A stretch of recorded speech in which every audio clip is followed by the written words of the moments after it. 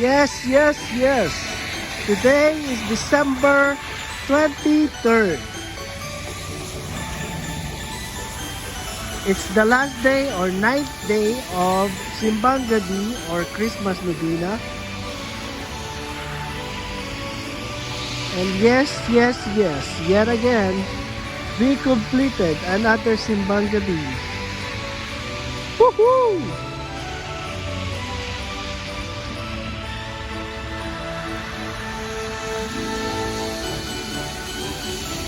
Hopefully, as a treat for completing Simbang Gabi, I wish to do Simbang Gabi in the Philippines one day.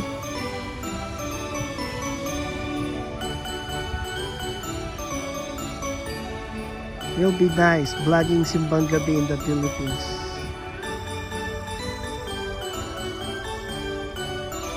Yup. Let's go inside. Let's go inside.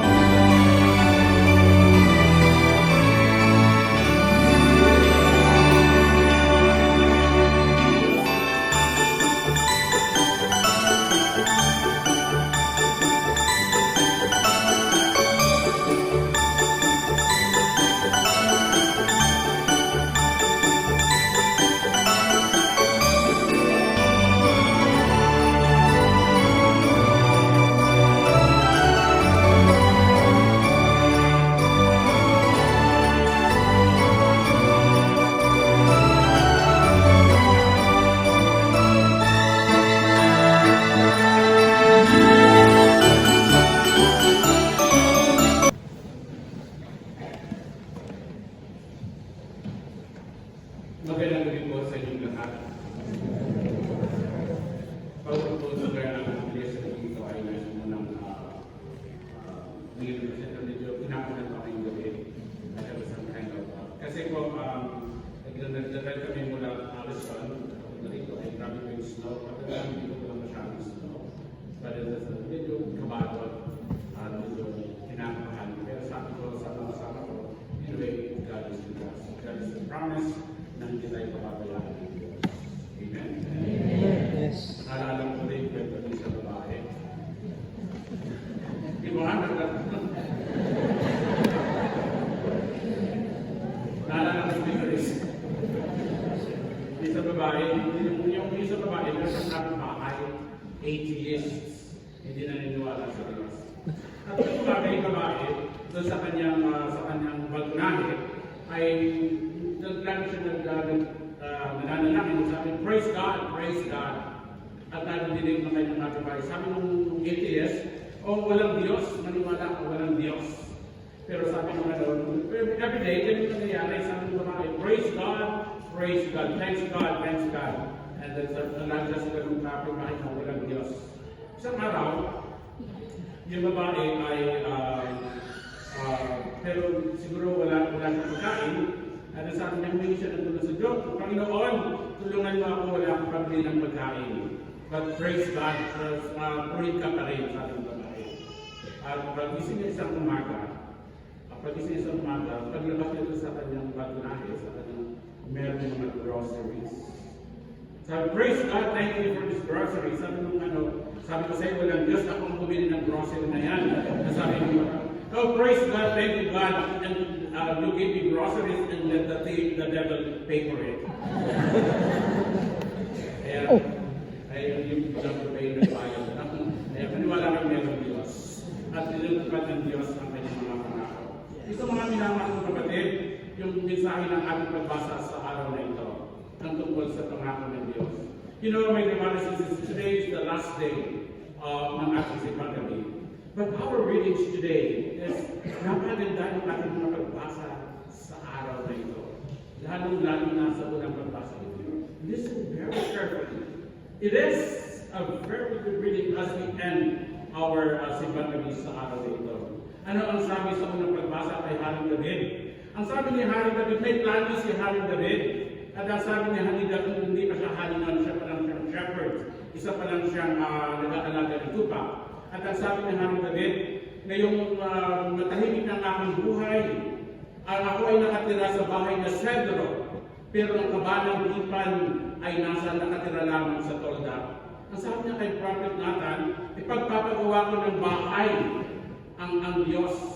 Ipagpapagawa ko ng bahay sapagkat ako ay nakatira sa Cedro, pero ang kabanang tipan ay nakatira sa tolda. Kaya sabi ni Nathan, gawin mo yung mga iniisip mo.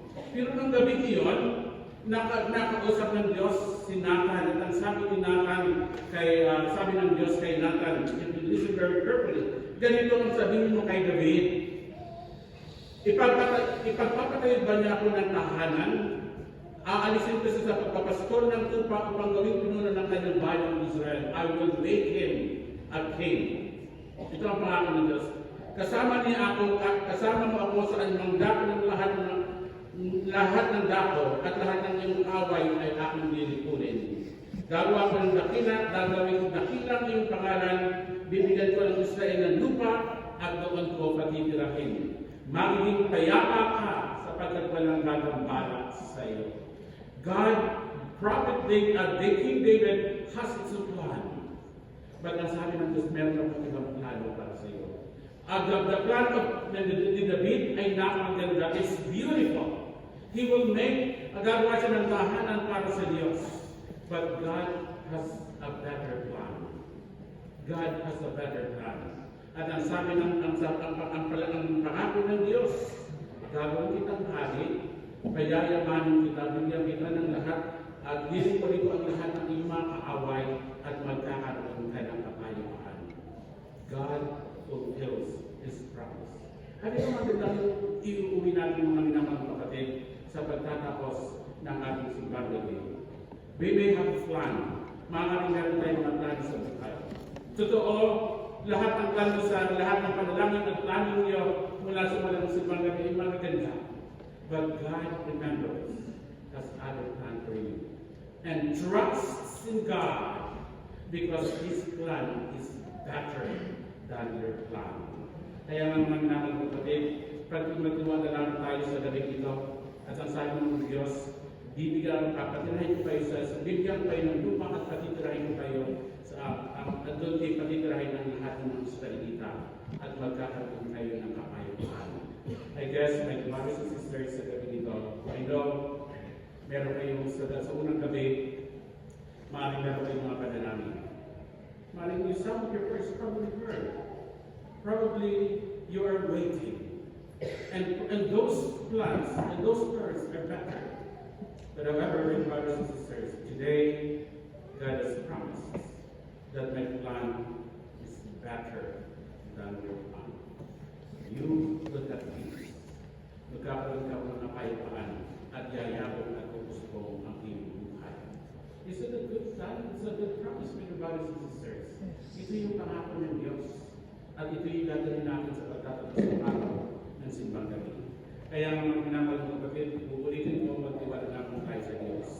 It may not, yung mga panalangin natin o yung plano ng Diyos para sa atin may not have come at the end of the day, but we will take it with us. Great faith with you. Dahil niyo yung plano ng Diyos na kapayapaan, pagmamahal at kaginhawahan.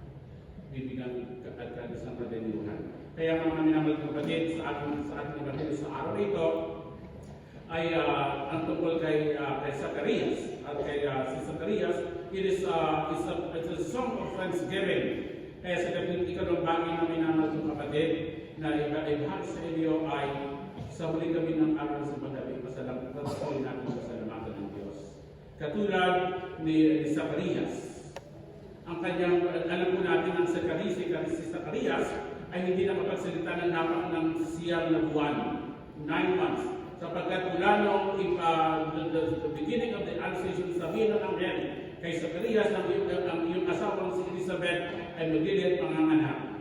Pero hindi naniwala si Zacarias until such time. Sabi sapagkat hindi ka naniwala, hindi ka makapagsasalita. You know, our gospel reading today, ang ating ebanghelyo sa araw na ito is a prayer of thanksgiving. It's a prayer of praise and thanksgiving. You know, if you are praying the Breviary, we always pray this particular canticle, the canticle of Zechariah, in our morning prayer. Meron din pala kung may nagdadasal sa inyo ng Breviary, ng Liturgy of the Hour. I hope, but most of lahat ng pamilya sa regarding dasalin ang Liturgy of the Hour. But this particular prayer is always said in the morning prayer.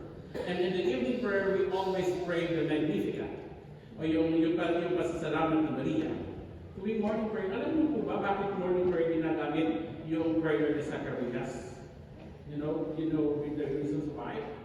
The only reasons why, isang dahilan kung bakit ito dinadasal sa morning prayer is precisely because during the night, we were all silenced. And in the morning, it is ang unang salita lumabas sa buwangan ng buwan ay papuri at pasasalamat sa Diyos. I hope, my brothers and sisters, when you wake up in the morning, when the night, sa gabi na tayo natutulog and we are silent, except siguro kung nag-snore kayo. Pero bago in the morning, just like the first word that comes from his mouth is a prayer of thanksgiving.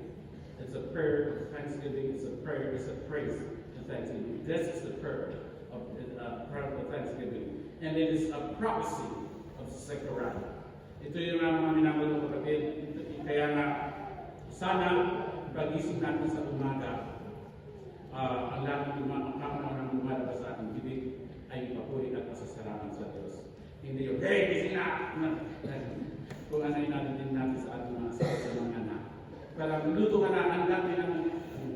However, today, God reminds us to open our mouth in the morning, praising and thanking God. And so, my brothers and sisters, may yung ating ebanghelyo ay may dalawang part. It is the preventative, this is yung pasasalamat ni Zacarias sapagkat binigyan siya ng pagkakataon na sapagkat yung pangako ng Diyos napagpapadala siya ng isang manunutos. At yung kanyang anak sa prophecy for his son as well, na sabi sa kanyang anak, ikaw naman anak, you ay ipaghahandaan ng daraanan ang Panginoong ating tagapagligtas. You know, my brothers and sisters, sa gabi ito ay ang pinaka-focus ng ating pagdiriwang ay walang iba kundi si Kristo. God is with us. God is with us. You know the reasons why we have Christmas, right? Alam natin na dahil sa pagkakataon ay ang ating Panginoon ay nagkatawang tao. This is the reason for Christmas. Naalala ko tuloy yung kwento ng isang tinatanong na bakit pa anong dahilan kung bakit tayo may Christmas? You know the reason? Alam natin, pero isa bata, during the class, tinatanong ng turo, para meron tayong holiday. Kaya meron Christmas. Anyway, may remarks para mag-extra tayo ng pagkahinga. But this is not the reason for Christmas. Kaya nga yung kasalihan, Christ is the reason for a season. It is because of Christ. And John the Baptist is only an instrument of God to prepare the way of the Lord. Kaya mga minamahal ng kapatid, sana tayong lahat sa gabing ito sa patuloy natin ay katulad ng propesya ni Propeta ni Zacarias na sayo na tayo din ang manikaan ng ating mga kaibigan at kapwa upang ibalik at dalhin ang ating kapwa sa Diyos. I always remember this. Sabi ni, I think I mentioned it during the Simbang Gabi. At the ending of your life, God will examine you in love. God will examine you how much have you saved. God will ask you how many souls have you saved. Ngayon siya na araw sa Simbang Gabi, meron po ba kayong kaluluwang nadala kay Kristo? It will be the best gift that we can give to the child Jesus as we celebrate Christmas tomorrow. Isang kaluluwa ng makapagbatang loob para sa ating Panginoon Diyos. My dear friends, sa pag-uwi natin, katulad ni San Juan Bautista, we are also preparing the way for the coming of the Lord to our brothers and sisters. And so, my dear friends, as we continue our celebrations today,